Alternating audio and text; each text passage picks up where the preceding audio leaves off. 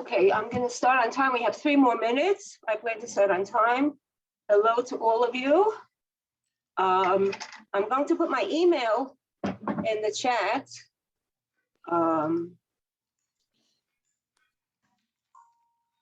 Hello to you. We're here again. Good, good. Naomi, Graetz.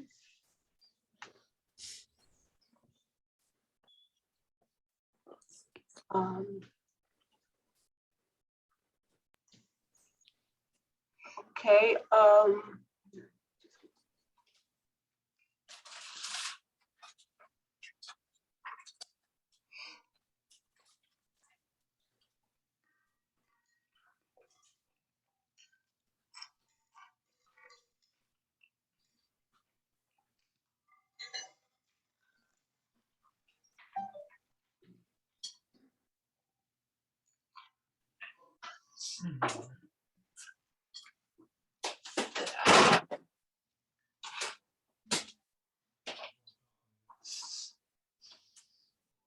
What kind of shirts do you need? There was some confusion in terms of starting on time or not. So I decided to start on time. Let's go out of the Zoom for a minute.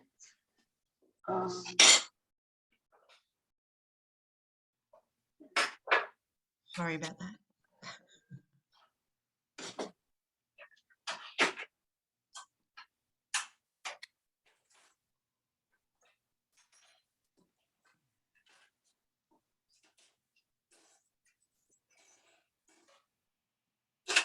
Okay, I think that we can definitely start on time. It's good to see all of you. I know quite a few of you. I'm not going to say hello to anyone in particular, but it's really nice to see people who I see once a year and also people who I see twice a week and people who I see occasionally in my house. So it's nice to see even people who came all the way from America to my house. That's Debbie and Ellen. And you're always welcome to come to my house. Just let me know beforehand and make sure you're vaccinated. Okay, so we're going to begin. And I have a presentation, it's going to be a sweeping presentation. As you see, it's entitled From Eve to Jezebel. Diane always gives us topics, and I have to fit ours, whatever we're doing, into the topic. So I'm going to try to see how Eve, all the way from Eve, all the way to Jezebel, how they cope with cataclysmic change and trauma. And so let's start with the first slide, which is how female refugees cope with difficult circumstances. And since the whole day has been dedicated to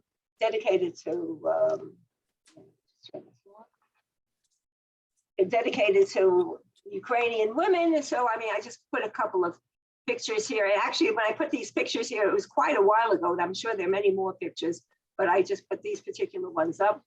And my friend Sue Reese wrote to me last year. I'm quoting you even without your permission, Sue, so you'll forgive me. But this is what she wrote. I don't remember when, actually, but I love what she wrote and I'm using it.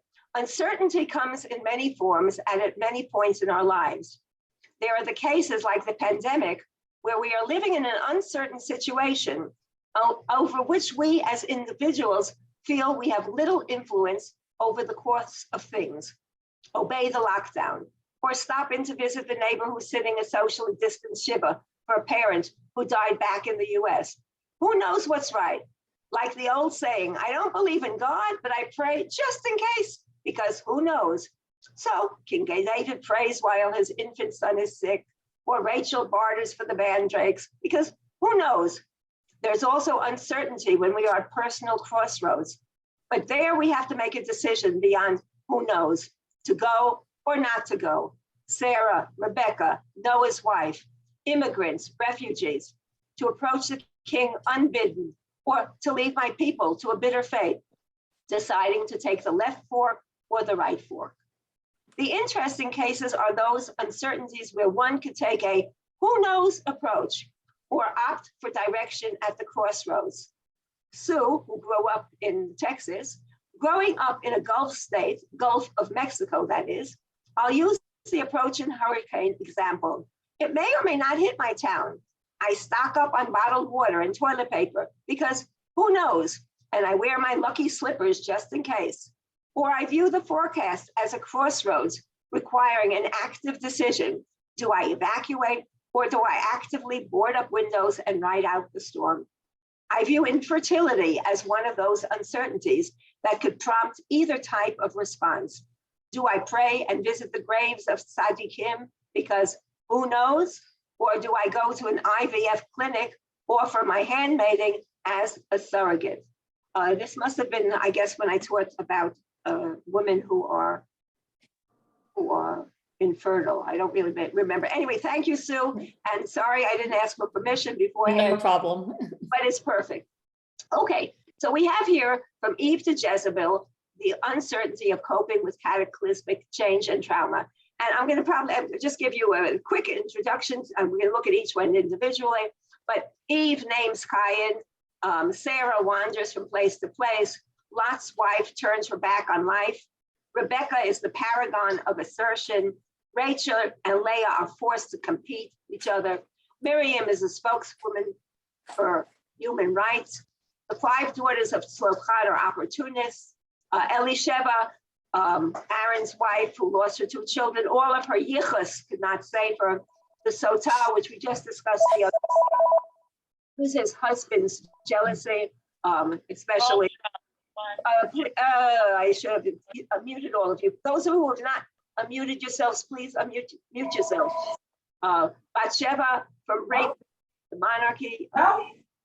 Excuse me, I'm going to have to go out and mute all of you. Yes, hold on. Okay, I am muting I'll turn everybody. it on.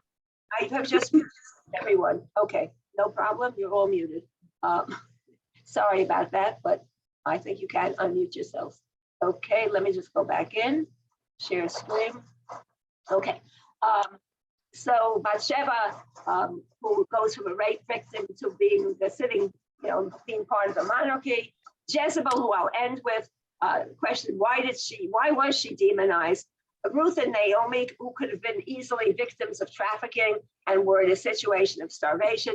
And even Akiva's wife, Rachel, the selfless wife, and I'm not even sure that was her name, if she was a real person, but anyway, we've all heard about her.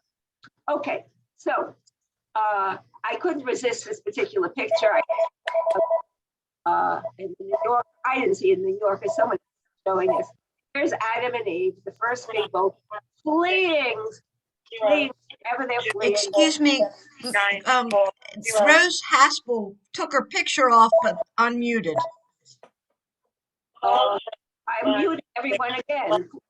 I don't know why this is happening, but okay, I just muted all of you. Hopefully it will work this time. Sorry. Here we go again. So we have here this picture of Adam and Eve fleeing Manhattan to go to Brooklyn, I imagine, over the Brooklyn Bridge. I imagine that's the direction. And let's now go to a picture that's a little bit more familiar, where we have Eve and Adam being kicked out of Eden by the angel. And you have here an interesting picture, which is, they are, if you want, the very first refugees, right? Very, very, very, very first refugees. And what do you do when you are kicked out of your homeland? You have to adapt. And how does Eve adapt? Well, she gets knowledge, or she has knowledge. Perhaps the knowledge has led to her being kicked out. She has to change.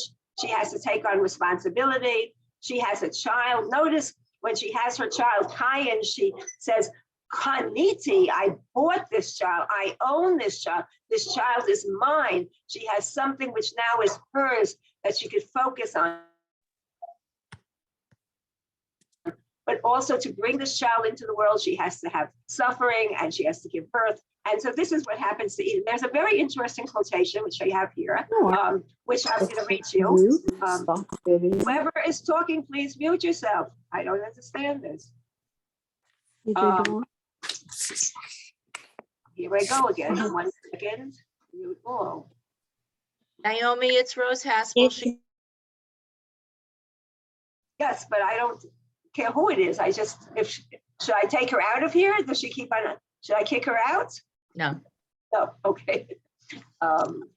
Please have a If you little, want, you can make Debbie and I co-hosts, and then we can help you mute people. You know how to Okay. do that? yes, Ellen, I just made you a co-host. Thank you. Okay. Anyone who talks, just mute them. I will, not a problem. Okay, Look forward to learning from you. thank you. Uninterrupted learning, okay. Okay, so I have here a quotation, which is an interesting quotation. And the word kayin is a very unique word, right? And in English, it's usually translated as I have gotten, but it literally means, kaniti literally means I bought, or right, liknot, just to buy. We use that word today when we go shopping. We go for kniot, we shop, we buy. We can also acquire, which is how it's translated very often in the ketuvah, right, kinyan. But it basically does mean to purchase or to own. It has that connotation. The connection between buying and koneh, when you could say koneh shamayim va'aretz, God is koneh shamayim va'aretz. He is the creator, right, of the land and the sky. But the connection between the two of them, of both buying and creating, is ownership. And when you create something or you buy something, what this something, this child, this thing, whatever it is, belongs to the creator and buyer, which is a little bit problematic, all right? And so on the other hand, if you own something, if you're in possession of something, you have responsibility to take care of that. And so one could argue that perhaps the reason Eve used the word kaniti after the birth of Cain, who was the first child, which means she was not just creating him, but also receiving the responsibility to take care of him. Okay, our next person that we're going to look at is Sarah, who is a world traveler, right? Or you could even argue she's a trafficked woman when her husband conveniently 2 times, not just once, 2 times gives her a way to protect his own skin, once to Pharaoh and once to Abimelech. And so it's very interesting that you have Sarah, who follows all the time in Abraham's footsteps. And even though we have this wonderful song that we sing every year in the Women's Study Day, Lechilach, right, that Debbie Friedman, but in the Tanakh it says Lech Lecha, right? So I mean, let's not forget that. I mean, we're doing a little changing, so she leaves, right? She leaves some. If you look at these little things here on the side here, these are margin notes that somebody made, and she goes from one of the largest, safest, most advanced and comfortable cities on earth at the time to well, today when you come to visit Tel Aviv, you say, oh, well, so what, you know, we're pretty advanced here, but that's not what it was like in ancient times. It was a pretty, not the greatest place in the world. And then you also have here the fact that Sarah is suffering. How does she deal with the suffering? How does she deal with her barrenness? How does she deal with the fact that she has to leave? All of these things have to be taken into account when we think about Sarah. And we know the story. I don't have to really go into how she deals with all of this. Our next person is Lot's wife. Lot's wife, there is another example of people who are being kicked out of a secure place where they may have even been important people in the land of Sodom, and they are kicked out of their land. How does she cope? Well, if you look at the picture here, she copes by turning her back. What is she turning her back on? That's a very good question. Is she turning her back on the fact that her husband, Lot, was willing to give his daughters to the people of Sodom to save the angels? Could she not face something like that? Or is she turning her back? Or is the consequence of her turning her back on her two daughters and her husband going to lead to the fact that there's going to be incest between all of them? But these are the consequences of coping. You never know what's going to happen, and but they are the consequences of being kicked out of your comfortable space. The next person is Rebecca. Now, usually when we think about Rebecca, we think very positively of her, right? I mean, in fact, when I teach about Rebecca, she's another Abraham. She stands up for her rights. She is totally positive in the early stages. Later on, we'll talk about that in a minute, but at the beginning, she is totally positive, and she is, the Abraham's servant, who's very often known as Eliezer, although we don't really know if that's the servant's name, but we usually think that it's probably Eliezer Damascus. She is the answer to Eliezer's dreams when he meets her at the well, and she feeds his camels and she rushes and runs around. What could be better than her? And she agrees right away to go to a new country with this strange man. However, what's really very interesting is that the rabbinic Midrash hints at the fact that maybe she was so eager to leave because of her father, who might have been abusing her, right? Remember, he somehow disappears, and there are a lot of really very ugly Midrashim implying that he was, basically abusive to her, sexually abusive to her, or threatening to be, because this is the way the world was then. How does she adjust to a new world? She goes to a new country. She sees this husband who, we know Isaac is, with all due respect to Isaac, he's been traumatized by what happened to him. She sees this husband in the distance. She falls off the camel when she sees him for the first time, maybe thinking to herself, oy vey, what have I gotten myself into? And she has to adjust to all of this. And then she takes advantage of the fact that she has a husband who's somewhat weak, who wants to bless Esau, and she thwarts her husband's effort to bless him and creates a terrible tragedy for the family. First of all, she is cheating her husband, who loves Esau. She loves Jacob, but he loves Esau. So, she's taking advantage of this situation. And he maybe has trouble seeing, or we don't really know. She's totally on Jacob's side. And as a result of her being totally on Jacob's side, she ends up never seeing him again. She loses her son. He has to run away, and she will never see him again. He has to leave. He now becomes, just as she left to a new world, he's going to now have to leave. She's passing on this tradition to the next generation. And so this is, a tragedy for the whole family. Not to speak of Esau, who's been, cheated of his blessing. And then we have the sisters, Rachel and Leah, who are forced into competition.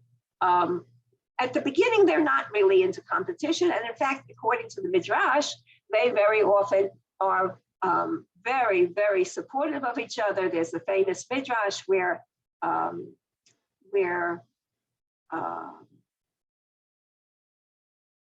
Rachel gives Leah the signs so that when she ends up when they end up cheating Jacob, she has the signs so he doesn't realize that it's not Rachel.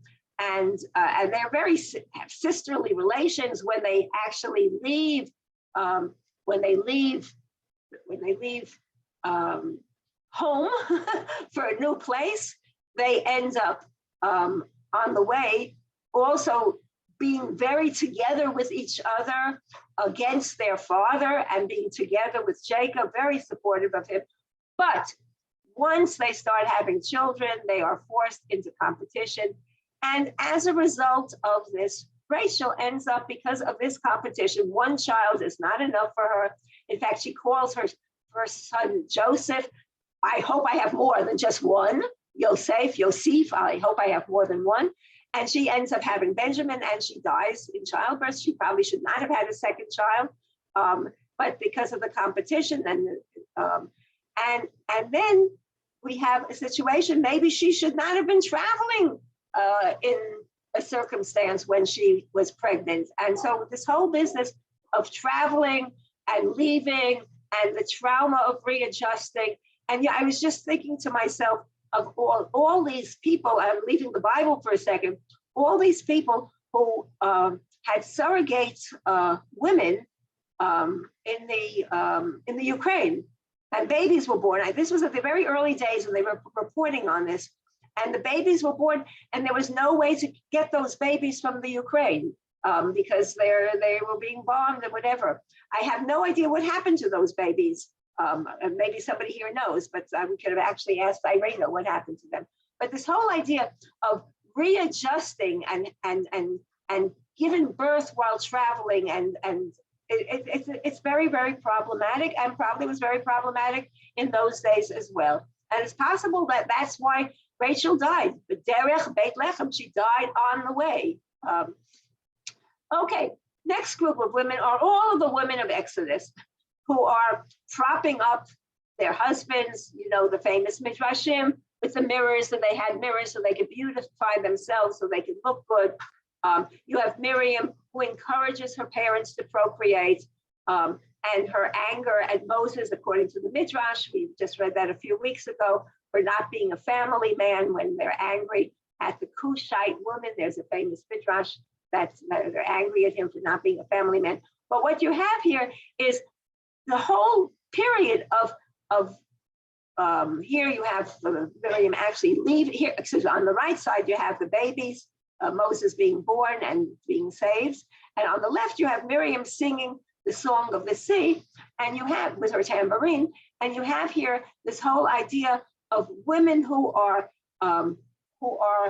enablers and also leaders and even cheerleaders, and the spirits behind men. So they take on this role, perhaps certainly at the beginning of the history, when they're in Egypt, they take on this role of basically saving the people. I mean, all the women are there, the midwives and the princess, who's called Bitya, according to Midrash, who adopts Moses and brings him home. Okay. Next, 5 daughters of Slokan. What happens? Their father's dead, and they have, you know, what are we going to do? Our father's dead. We have nothing, and if we have nothing, that's going to be the end of us. So what do they do? And by the way, according to the Midrash, he was the Makoshesh Eitzim. He was the one who was chopping wood on the Sabbath, and so. And they're embarrassed about all of this. So what do? They are opportunists, and all 5 of them come to Moses, and they say to Moses, "Give us," right? And we all know the story. "Give us our nachala. We're entitled to it. Our father died," and Moses doesn't really know what to do. He has no idea what to do. So he goes to God, and God tells him they're right? And so they use the situation to create a precedent. Of course, those of us, we always like to talk about the 5 daughters of Slokan. Doesn't have such a happy ending, because at the end of the book, of Bamidbar, at the end of the book, we have a situation where there's a compromise, because the men are not very happy about their having their own nachala. So the compromise is they have to marry inside the tribe. And if they marry inside the tribe, then it's okay. So someone is telling them who they can marry. On the other hand, they are able to have own property. Okay, and now we come to Elisheva. And Elisheva is a very, very interesting case. Basically, Elisheva, if I tell you people who've studied with me, of course, know who Elisheva is, but most people don't really know who Elisheva is. And she's Aaron's wife, right? She's mentioned once or twice, and that's it. And we don't know anything about her. But she has a lot of yichus, right? She has a lot of yichus because she is the sister-in-law of Moses. She is the mother of priests. She's also the grandmother of Pinchas, who is going to be a high priest in the future. And she also comes from a yichus family. Her brother Aminadav, her brother was Nachshon ben Aminadav, and so he's the one who jumped into the sea when they were crossing it, and so she has a lot of yichus. But what does the Midrash manage to say about her? The Elisheva, the daughter of Aminadav, did not enjoy happiness in this world. True, she witnessed the 5 crowns attained by her male relatives in one day. But when her sons entered to offer incense and were burnt, her joy was changed to mourning. So you have here her 2 sons, Nadav and Avihu, who offered strange fire during the festive moment of the consecration of the Mishkan. And so when her sons died, all of her yichus did not help her. And so she ends up losing whatever yichus she had because, that's who she was. She wasn't anyone in her own self. She was only an other in relationship to other. And I think there's a lesson to be learned here for people. And it's we should not be Elishevas. It's nice to have yichus, but you also have to be someone in your own. And by the way, years ago I wrote a Midrash about Elisheva, basically giving her a life of her own, because I was very unhappy with this particular Midrash. Okay. And then just this last week, I taught about the Sotah, and you have here a very interesting story about the Sotah. This is the woman who may or may not have been unfaithful, and whether she was or not, her husband is jealous of her, and you can't have a husband, God forbid, who's jealous, because who knows what will happen. So there's a whole ordeal that she can go through, and she can drink these bitter waters, and if it's like the witch. If the witch is a witch, she'll sink, and if she, if she's not a witch, she won't sink, right? Well, here we don't have something quite that bad. They're not drowning her, but if she has sinned, the water will do something bad to her. It's not clear what it will do to her, but something will happen to her belly. It will become distended, and if she is totally innocent, nothing will happen to her, and she'll be able to have a child. And what's very interesting, Hannah, who is very well known, and as someone who is barren, uses, according to the Midrash, not the Bible, according to the Midrash, uses the story of the Sotah in order to get pregnant. And she basically says, okay, I'm going to go with the knowledge of my husband, I'm going to be alone with another man, and then I'll have to drink these waters. And after I drink these waters, then I will, of course, I'm innocent, I will be cleansed, and then I will be able to have seeds. And that's exactly what she does. And then she gets pregnant with Samuel. So it's very interesting that she ends up having Samuel, who is a very problematic figure in the Bible, but I'm not going to go into that now. I'm not talking about Samuel today. So Jacob Milgram believes that in this instance, biblical law adopted a foreign pagan institution in order to save women from public lynching, which was the probable fate of a woman with a reputation as an adulteress. If you think about what happens to adulteresses, they are supposed to be stoned, right? So that here she's saved because of this particular ordeal, because of this particular. Okay, so others said that in the case of suspected adultery, as in murder, doubt is a usual occurrence, but at the same time, it is perceived as dangerous and defiling, and thus must be resolved in metaphysical ways. If you think about the classic example of a jealous husband, Shakespeare, think Shakespeare, Othello, right? We all have seen Othello probably many, many times, including in opera, and he is jealous, and in the end, he ends up killing his wife. If he had been able to use the Sotah ritual, he wouldn't have had to kill his wife.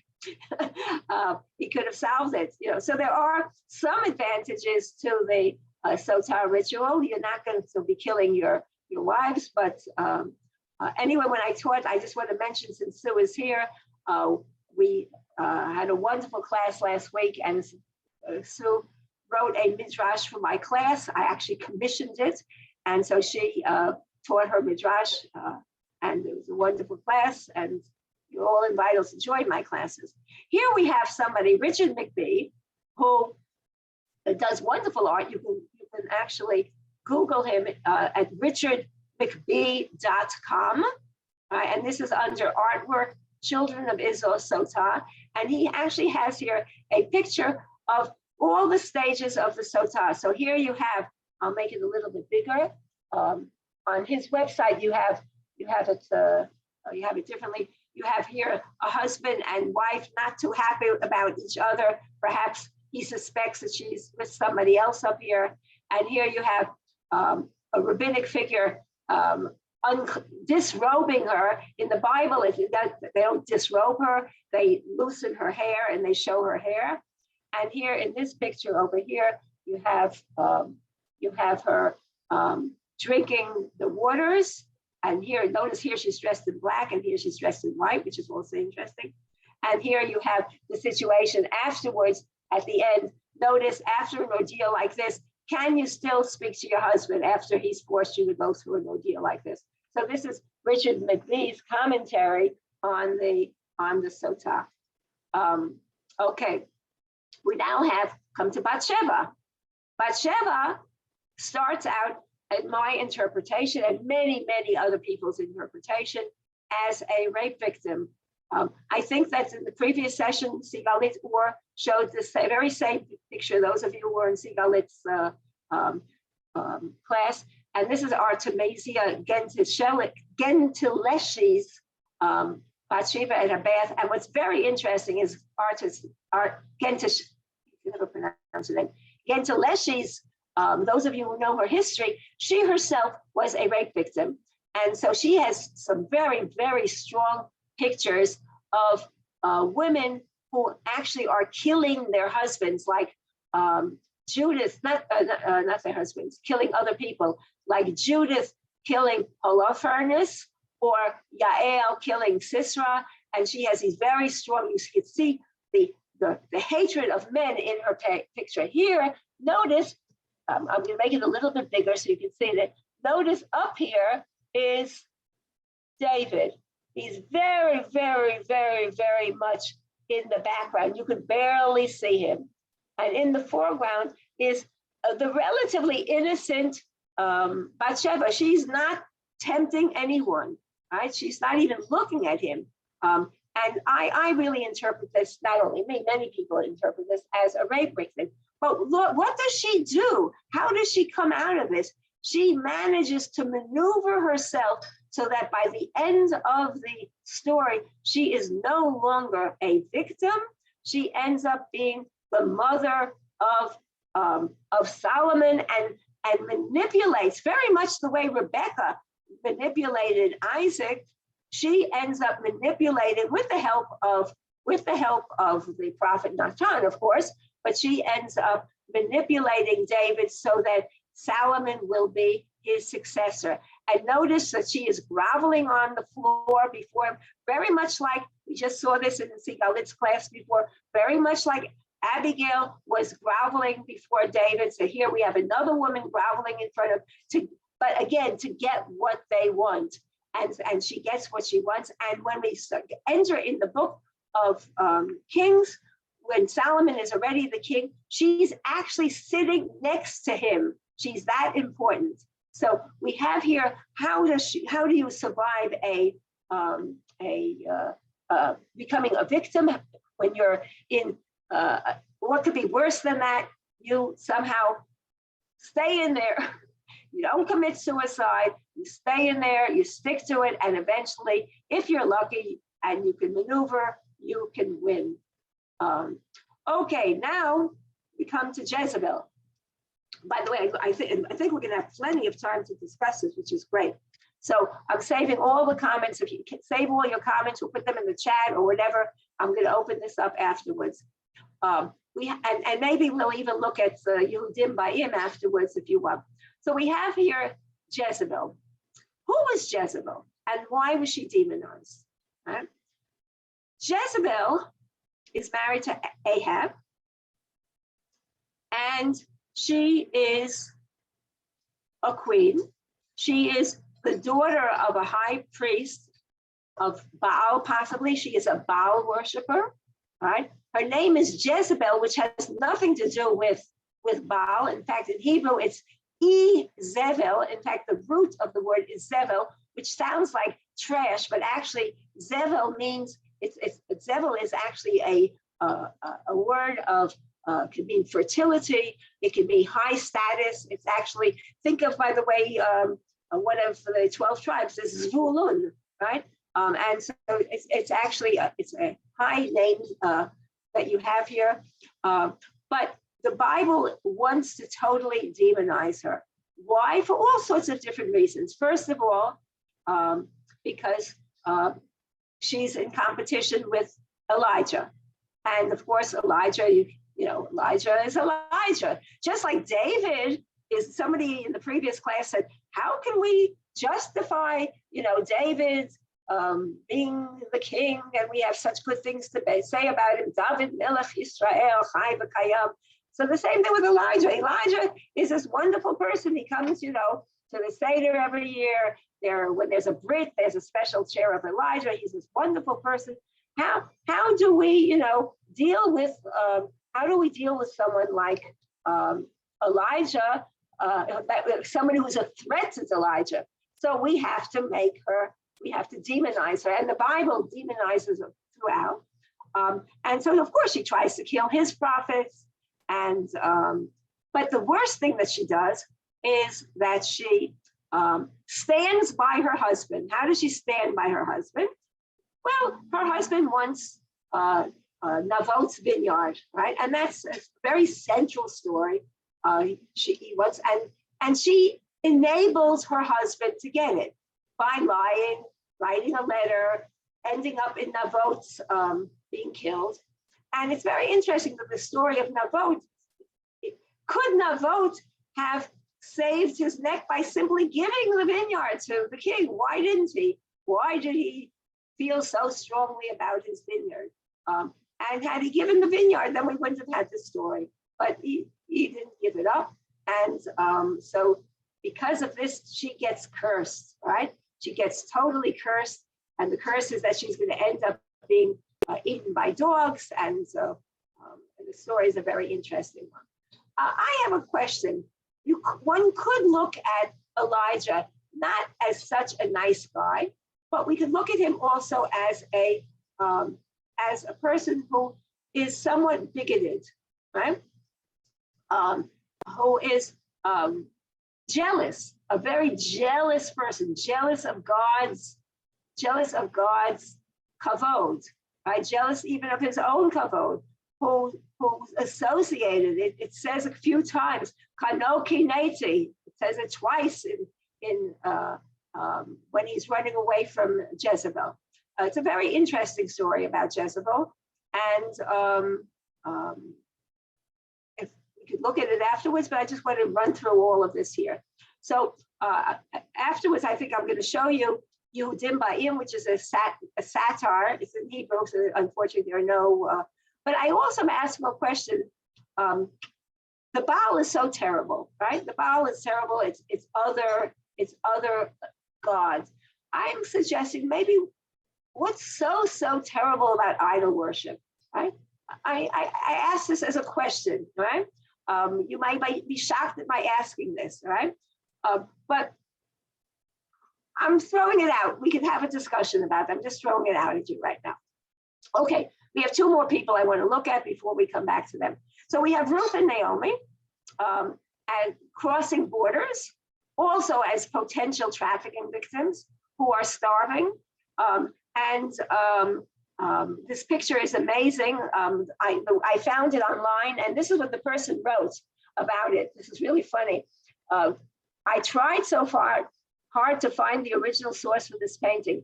It's beautiful, is it not? The artist's name, based on what I can make of the signature, is C. Hingham. If you know the painter or are the painter, please contact me so I can properly attribute this work. It's marvelous, and it is a marvelous painting. This is the picture of Ruth with Boaz, and it's an amazing picture. It's very actually chaste looking here, and it's a lovely, lovely picture. But when I think of Ruth and Naomi, I think about how they are crossing borders. By the way, Naomi crossed borders twice, right? She left Beit Lechem and to Moab, and now she's coming back from Moab back to, and they are in the process of doing this. They could be victims of trafficking. They could starve. They could totally have had a bad end, right? But they don't, right? They don't. But just think about all the possibilities that could have happened to them. And finally, we come to Akiva's Rachel, and I wonder how would Rachel react to all the midrashim about Akiva, and Rufina, which Rufina is a woman of stature, possibly a Roman woman, and who in all the discussions about it may possibly have wanted him. There may have been a sexual relationship between them. It's hinted at, but certainly they had an intellectual relationship.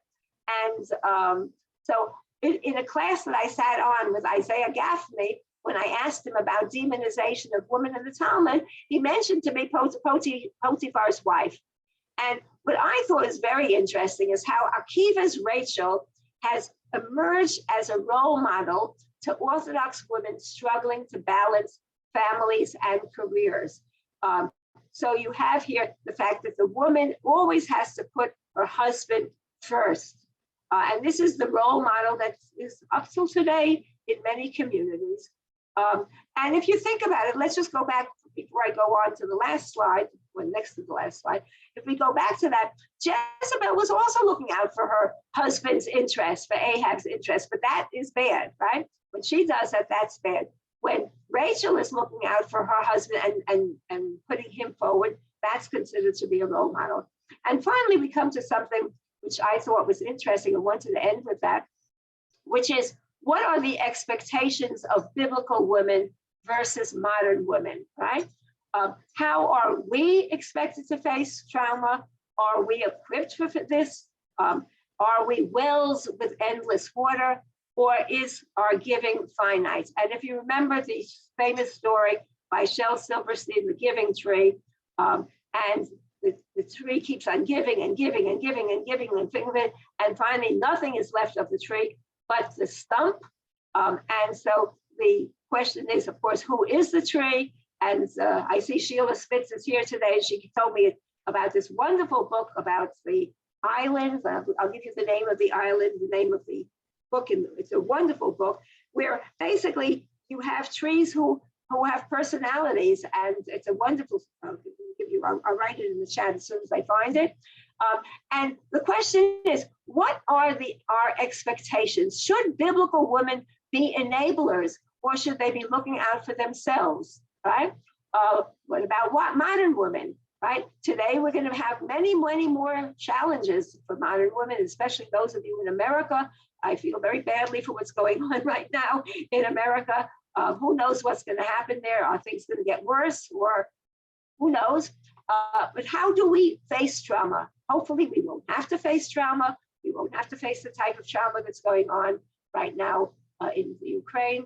And if are we equipped for this? And how much can we give? Is giving finite, or is it something which is endless? I'm going to end my study session right now with something. I just want to bring it to your attention. There's a wonderful group of it's called Beit Torah. They've actually regendering the Torah. There is a woman, Yael Kanarak, who has basically regendered the Torah, and she ends every session with this prayer for closing Torata studies, as opposed to Torah, her Torata study. And every time she finishes a class, this is how she ends. So I would like to simply, since I had trees before, I will end with a tree here. We are thankful the mysteries of Torata that were revealed among us today, from the gushing fountain and the river that never ends. For with you is the source of life. In your light we shall see light. May wisdom, understanding, and strength of spirit of our sisterhood guide us in the weeks to come. And we will succeed in weaving from week to week the thread of hope, and the study will strengthen in us a love of life, a love of charity, to spread blessing in the world. And let us say, she is a tree of life to those who grasp her, and whoever holds unto her is joyous. And notice she, as in the Hebrew, Eitz Chaim hi, lamachazi kot ba, v'tomchoteha me'usharot. In other words, it's a little bit rewriting of the phrase that we all know when we return the Torah. Okay. And I put some other things here as well. So I'm going to stop the share right now and see who you are. Oh my gosh, there are 55 people here now. I think you'll have to raise your hands if you want to say something. I can't have, first of all, let me see what's in the chat. Tree who set healthy boundaries. What's that? That's interesting. Enable to me means helping a person stay incompetent or addicted. That's amazing. Hillary, that's an amazing statement. Okay, and Janice, you finally got it. Okay, good. Good that you made it. Sheila, maybe you want to put the name of the, because I don't know if I'll have time to put the name of that book in there that you recommended. And so I think what you should do is raise your hands, and that way I'll just call on you to make comments. We have 15 minutes. That's a lot of time. So, or if you want me to add something or something that wasn't said, there's a little where it says reactions on the bottom. You could just raise your hand on the screen. There's a little thing there. Or if that doesn't work, yes, Lynn, unmute yourself. Well, I saw a theme of people, women of moving from homes to wildernesses or back again. But anyway, I was just amazed at how many of these paintings were done by Christian people of the Old Testament, when the Old Testament among the Christian people I know right now isn't really well read. So that was the most interesting thing to me, without going, because everything you said is, I have to digest it before I make the comment, but that was just really amazing about how, about all the Christian people who paint the Old Testament, like pretty well too.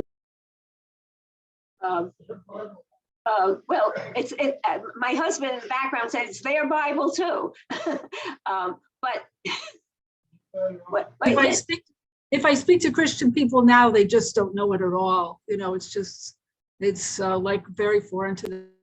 Right. Yeah, I think if you know anything about art history, in that period, the main topics they painted were either religious or related to Greek mythology. Right. So the fact that they were painting from the Old Testament, there were very few subjects they were kind of allowed or that they painted. So.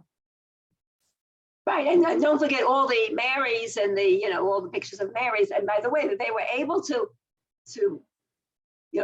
think about Rubens, they were able to have these lusty looking women, under the guise of their being biblical women. So, I mean, they were able to really go to town. It was an opportunity for them to do this. You do have, there is some art that's Jewish art, and very often it's in the Haggadot. But don't forget, you're not supposed to, theoretically, you're not supposed to have art, you're not saying. But you do see this if you go into the archaeological sites, you'll see in the the mosaics all over the place. And you also have in Syria, you also have some art that may have been Jewish, or it was earlier art. But you're right. I mean, a lot of it is Christian and goes back, very, very early. Tamra, yeah. You have to unmute yourself, Samara. Tamara, sorry, I should have changed it to English. Two things. One, that there's two stories of Jezebel and the Navot. One is what you read, and one is retold in Kings number 2, when Yehu tells the story, and there the responsibility is more on Achav than on Jezebel. And I think that the story of Jezebel is the counterpoint to the story of Ruth. Ruth is the wonderful woman who joins us and is the mother of kings. And Jezebel is also a mother of kings, but she's very bad, and we should be careful of these strange women. And the Bible has like two ways of looking at women who join us, as good or as evil, and depends who writes. You can see that depends who's telling the story, how we look at these women. Okay, that's a very good point, and I like what you're saying, and that she's the counterpoint of Ruth. Look, there's a lot of the characters. There is some nuance. Jezebel, actually, there's not that much nuance in the Bible, right? And in fact, there is a midrash about Jezebel. One midrash that actually treats her positively. It's a very strange midrash where she, if you remember the end of the story, all that is left are her hands, her head, and her feet. So the rabbis write a midrash saying how she would clap her hands whenever a whenever a wedding would go by, she would clap her hands, right? Or stamp her feet. Or when a funeral went by, she would come out, to do Nichum Avelim. She would go out and be there also, and she would be there and go, ooh, with the wailing. So that they have here in the midrash, but that's the only time they say anything good about her. In general, she's totally. The truth of that, they don't have to make her more evil than the Bible makes her.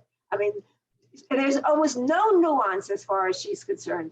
Whereas with some of the other characters, there is nuance. I mean, with Rachel and Leah, there's nuance there. There's nuance with Rebecca. Certainly, they're not all with Miriam. In other words, they're not just totally good or totally bad. There's more sides to them. Jezebel, and of course, Jezebel meets her end. Right, where she's basically thrown out of the window and trampled by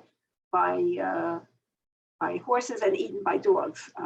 Okay, Sheila put in the name of it's a wonderful book, The Island of Missing Trees. I'm reading it right now by Elif Shafak, and I highly recommend that book to all of you.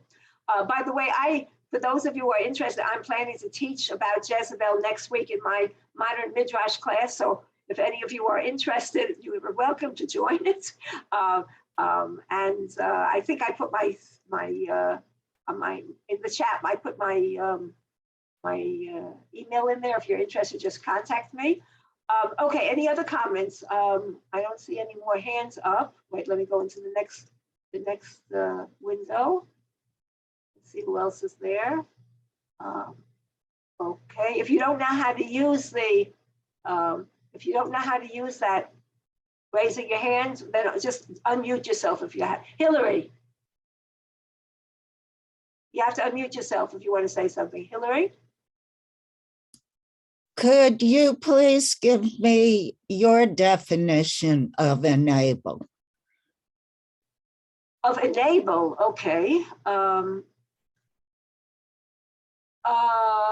enabler is somebody who puts other people's interests first, right? In other words, to enable means to, I'm going to say the words, repeat the word, to enable, to make the other person able to do something, right? So for instance, your husband will be a scholar, so you, or whatever, you put him through school, right? You put him through school and you give up on your own career, you enable him to do something. Or your children, you, again, put yourself on the back burner for many years till your children grow up. And so you forego your own career. This would be enabling. In other words, and this is something which we are taught to do. I mean, we're socialized to do this. And today things are changing, but even so, it's still there. And we have a lot of role models to encourage us to do this. Is that good, Hillary? Does that explain it? Yes, thank you, because as I told you, I'm used to it in a completely different context. So I wanted to make sure I understood what you were teaching. Thank you. Thank you. Okay, Sue, hands up. Yeah. I just want to try and, like, you presented a lot of interesting women.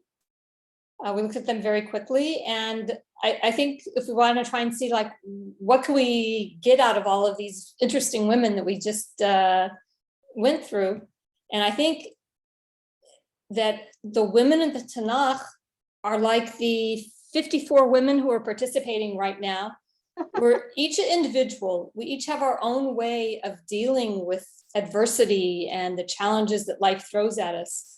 And we can find role models in Tanakh, and each woman had her own approach of how to handle this. And there are many, many role models, and every individual has to look at the people and say, what is meaningful to me? And I think it's one of the beauties of the Tanakh is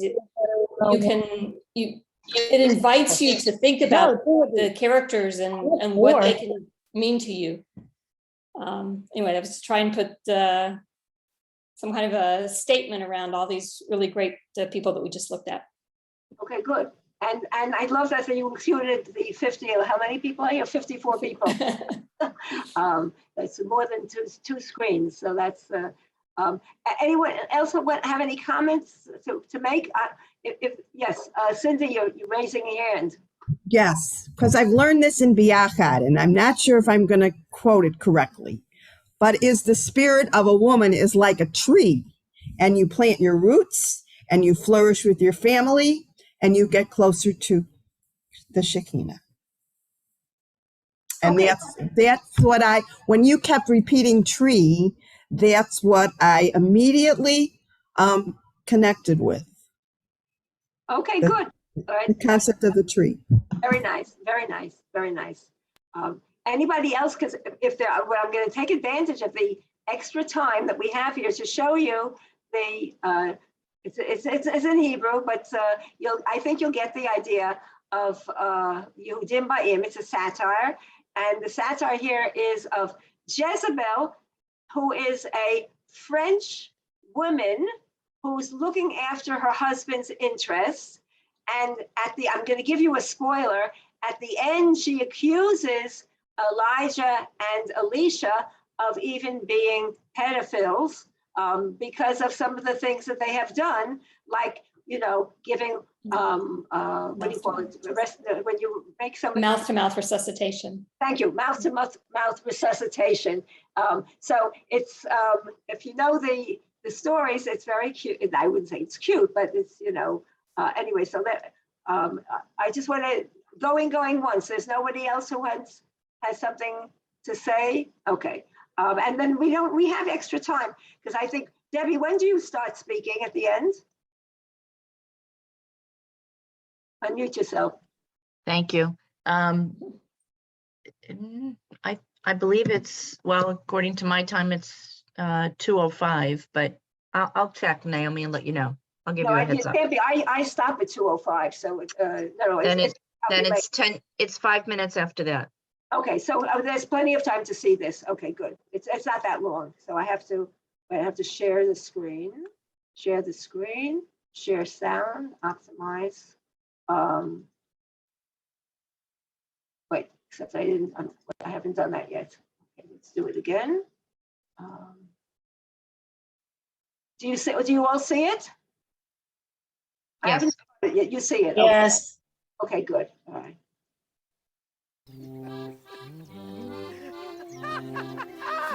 יואו, מאמי, יש פה בוגנביליות, זה אפילו לא העונה. סופר, אני כל כך שמחה בשבילך, אבי מון שרי. איזה קטע שהצלחת לשכנע ככה את נבות לתת לי את הקרן במתנה לי, הוא אמר שרק על גופתו זה יקרה. זה הקסם הצרפתי שלי, אתה יודע, זה עובד על כולם. מון שרי, איזו אישה מושלמת. התחתנתי טוב, התחתנתי טוב. פוטון במרד.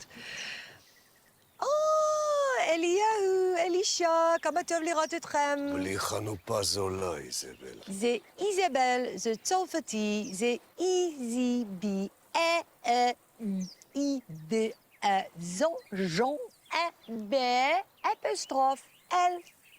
כמו ששומעים. אנחנו יודעים מה עשית, איזבל. זה לא כמו שזה נראה. זה בדיוק כמו שזה נראה. ויותר גרוע, מפלצת. את הרעבת אלפי אנשים. Qu'est-ce que c'est הרעבת? הטלת בצורת, אנשים גבעו ברעב, אבל את לא, את דאגת לעצמך, סידרת שעורבים יאכילו אותך. אתה. מה? אתה. הסיפור הזה עם הבצורת שהגזמת, זוכר? Attends, écoutez, זה לא כמו שזה נראה. תנו לי להסביר. לא צריך לשמוע הסברים ממי שכפתה את עצמה על ילד. עשיתי מה? לקחת ילד מת, גררת אותו איתך אל עליית הגג, ונשכבת עליו 3 פעמים. הוא חזר לחיים אחרי הפעם הראשונה, אבל את לא, את המשכת עוד פעם ועוד פעם. מה עשית איתו שם, מפלצת? אתה, שוב אתה. מה? הסיפור עם הילד, סיפור עם עליית גג, אתה זוכר? זה אתה. קלאסי אני. כן, אולי כדאי שתקרא מהקלף, כי אתה מתפזר? לא. אני יודע בדיוק מול מי אני עומד. מול מי שרצחה וטבחה 850 איש. רצחת, טבחת, שחטת והם התחננו. לא, בבקשה, אליהו, בבקשה. גם את זה אני עשיתי. גם. אז מה זאת עשתה? רצחה וירשה, הכרם של נבות. רצחת וגם ירשת. מי רצח? אתה הבחור של הגמדי גינה? לא, זו הייתה אי-הבנה. בעלי היה מבואס, אף פעם לא היה לו כרם. לנבות היה כרם, אז חיפפנו את נבות ונשארנו עם הכרם. איפה פה האי-הבנה? הוא לא הבין עד כמה אנחנו רוצים את הכרם. איזבלי? את רצחת את נבות? את אמרת לי שהוא פרש לפנסיה מוקדמת. רצחתם, ירשתם, ועל כך תענשו על ידי אדוני. אטו, רגע אחד. אתה הרעבת את העם בזמן שנשנשת במערה? רציתי להעביר פואנטה. אתה נשכבת על ילד. לא, אסור לדסקס את זה. אתה רצחת 850 איש רק השבוע. נביאי הבעל. אנשי דת. לא שלי. אתה פדופיל, מרעיב ורוצח המונים, ויש לך בעיה עם השקעת נדל"ן שלנו? לא, אני לא משוגע. אני לא אמרתי שאתה משוגע. אני לא משוגע, נכון? אני לא משוגע. אתה לא. אני נביא. נכון. אני עושה ניסים. אני יכול להעלות את הרכב שלי באש. רוצה לראות? לא צריך. קלירלי לא משוגע. לעונשים. לעונשים. אתה, אחאב, כלבים ילקקו את הדם שלך אחרי שתמות. מה אכפת לי אם אני כבר מת? הוא גם אוהב כלבים. איזה גזע? בדרך כלל זה אסקי. מגניב. ואת, איזבל, אותך הכלבים יאכלו לגמרי אחרי שתיפלי מחלון. למה? ככה, כי יש לך שם של רעה. איזבל, אני מטיל עלייך קללה. סבבה, אז גם אני מטילה עליך קללה שכל פעם שיש אלכוהול אתה מגיע אחרון. לא, למה להיות זבל? מאמי? אין סיכוי שהקללה שהקוסם הרשע הטיל אמיתית. לא, אין לך מה לדאוג, אין סיכוי שהקוסם הרשע הפדופיל הוא שליח של אלוהים. וימת המלך, וילוקו הכלבים את דמו, כדבר אדוני אשר דיבר. שיט. ויאכלו הכלבים את בשר איזבל. אשכרה? פאק, זה הילד. קדימה, השמיימה! הרכב קדימה! פה, הרכב פה, הרכב פה. קדימה! ממי.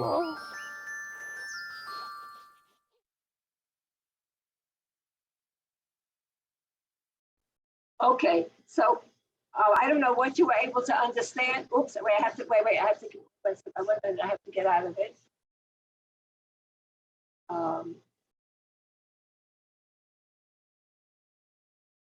Okay, so I'm actually, for those of you who are going to be in my class on Thursday, I'm planning to show that again, but okay. So what you have here really is another way, and this is this, it's a satire, but you have another way of looking at, you know, at the enabling and the relationship of the husband and the wife. You know, it's a loving relationship. She's a cultured woman who comes from another, you know, from France here, but I mean, obviously she's not from France, but she comes with culture and she has her own understanding of things. And she meets up with these, you know, Meshugana prophets who, you know, and this, by the way, this is Israeli television. This is, you know, mainstream television. It's true. There was a lot of effort to get them off, you know, and not, you know, but a lot of Tanakh teachers use this in their classrooms to make the stories more relevant to the Israeli student. And so, you know, rather than look upon this as threatening, a lot of people enjoy it. And by the way, the religious people enjoy it as well. In other words, it's not, you know, the more you know the Tanakh, the more you appreciate something like this. So it's very interesting. So when I asked that question earlier, you know, is what's so terrible about Baal worship? I didn't answer that. It depends what you mean by Baal worship. You know, there are so many people here, you know, who would say that we, the reform movement, the conservative movement, that we're, you know, worshiping, you know, and that people might look at us differently. Or so you just have to be a little bit careful with demonizing anyone, no matter who it is or whatever it is. So I'm going to end with that because that's one of my messages nowadays. I'm very anti-demonizing. So I'm very into that right now, and I've started a blog. So if there's anyone who needs I'll put it on again for those of you who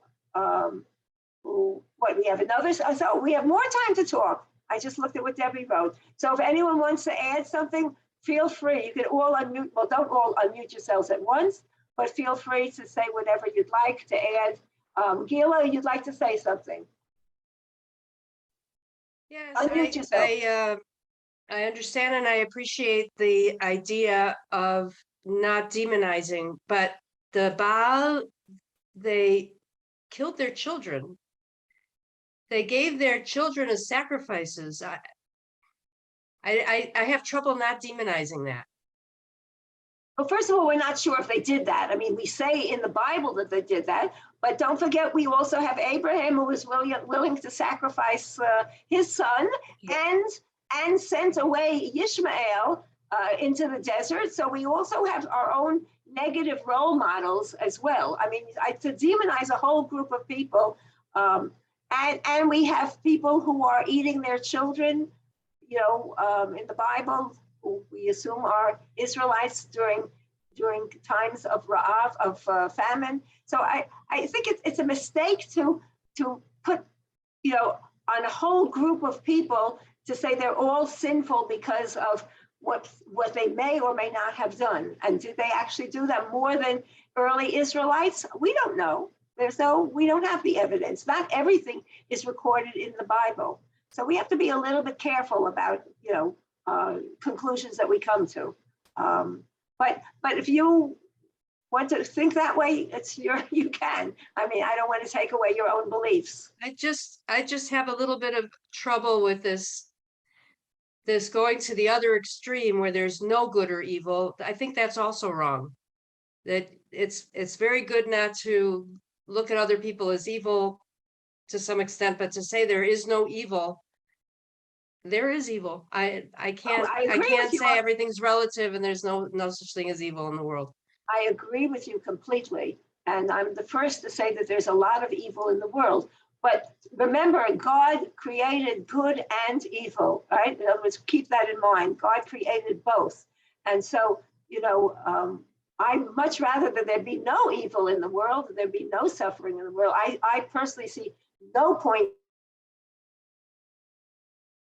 in suffering, no point in evil, but these things were God-given. And so it's a problem that we have to live with this. And so, you know, the question is, you know, I always, when I teach Proverbs versus, you know, Mishlei versus Kohelet, Ecclesiastes, where you have a book that's very skeptical and is always mixing up things, Kohelet is, and seeing really very nuanced. And then you look at Mishlei, where everything is very clear. It's either good or evil, right? And constantly you have all of these little proverbs which make the point that the bad person is stupid and very often even poor. So, you know, you have here, a situation where, I just got distracted by what Sue just wrote in there. Yeah, my blog. Thank you, Sue. Wait, what was I saying? I'm sorry, Gila. I just believe that things should be more nuanced, not relative, but nuanced, right?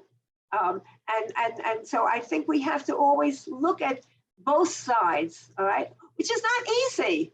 You know, when somebody was killing you, it's very difficult to see the good in that person, you know, and I don't think I'd be capable of doing it. But it is important to be able to see many sides and to attempt to stand back a little bit and to say, what is the agenda of the person passing on the particular history, right? What is that person's agenda?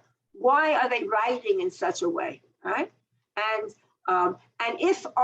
if we had chosen, right, to worship Baal, in other words, if our Bible had, if the Israelites had chosen to worship Baal and Baal would have won, right, then there would be a lot of bad things about the jealous Elohim, right? The God who is, you know, sometimes awful and destructive and kills people, and one wonders why, right? So it's always who wrote the book, right?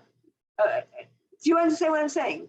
I'm not saying it's relative, but things should be a little bit more nuanced. And I think and we have to wonder, why is something being told in a certain way? That's all. And ask questions about it. Anybody else? Nope. Okay, I think we now have to go over to Debbie. Okay, so let's all join Debbie. And it was nice having you here. And I'll put my what you call it in there, my email for those of you who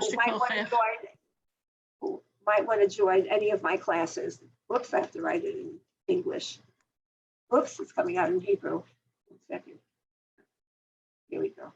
Naomi, it's Naomi Graetz, 1943 at gmail.com.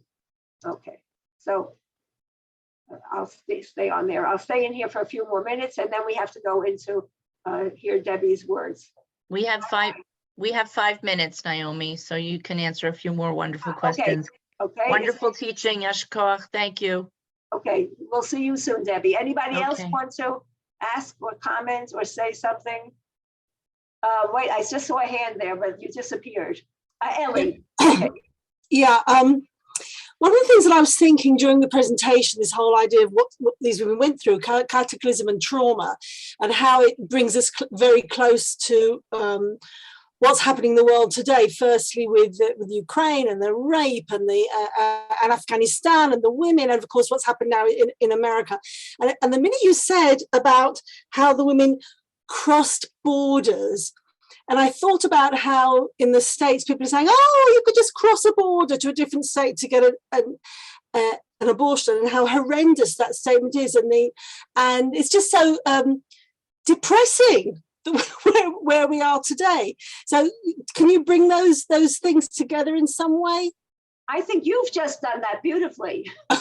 You yourself have just done that. I think, thank you for doing that, because that's basically what I was trying to show, that there are different ways and crossing borders, right? The roads, the dark roads. Think about a path, right? A path is a road, right? A dark road at night, crossing over from one side to another. Borders themselves, it's very liminal and it's very dangerous, right? And going from one side to another, which means that you have to inevitably have change and you're in danger, right? You're going from the unfamiliar, from the familiar to the unfamiliar. All of these things, from light to dark or dark to light, whatever, all of these things going into this liminality. And so that, I think that's something that has to be taken into account. And what's going on today, we're in very, very unknown territory. We don't know where, I've been following what's going on with the abortion. We don't know where this is going to lead to. It's very, very scary. Most of us here on this screen are not going to personally have children, but we have children, our own children, we have grandchildren. This is the world they're coming into. It's a very frightening situation to know that the legacy of having control over our own bodies has suddenly just been swept aside. So I'm going to let you last word. So you're so good at that. Okay, well, this is, I just want to tie in with what, I don't remember who was that just said about the borders. I mean, I'm my home state, which I have fortunately left. I'm from Texas, and Texas has made crossing the border for an abortion also illegal. If you go to another state, you can still be legally held responsible and put in jail for that. And the person who drove you or flew you there can also be held responsible. Right. And even further, if you give advice to people, in other words, they also have the same thing with the transgender. Is that also in Texas? That giving it is, but that's been challenged in courts and may not stand. Okay, but who knows? I mean, you have this idiot. What's his name? Clarence. I'm sorry, I shouldn't speak about it. Justice as a name. Thomas. Not nice of me, right? Especially since the recording is still on. But we know who we know who it is, right? I mean that he's the one, if you remember Anita Hill, the whole story with Anita Hill. I mean, he's got a lot of help up there on the hill. Now he has a lot of people support. I mean, it's very, very frightening. The future is very frightening. Okay, so I'm gonna just leave with that, and I hope that's sort of who asked that question. You disappeared, Ellie. So I think you got your answer. Okay, so I'll see you all hopefully in February. You're all welcome to join my classes, and you have my email. I'll give you the details if anyone wants to know. Yes, you're right, Janice. His wife sides. Not only does she side with Trump, but she actually supported the January 6th rebellion, or whatever they call that, insurrection, not rebellion. Okay, bye-bye. I'm ending. Go to Dear Debbie now.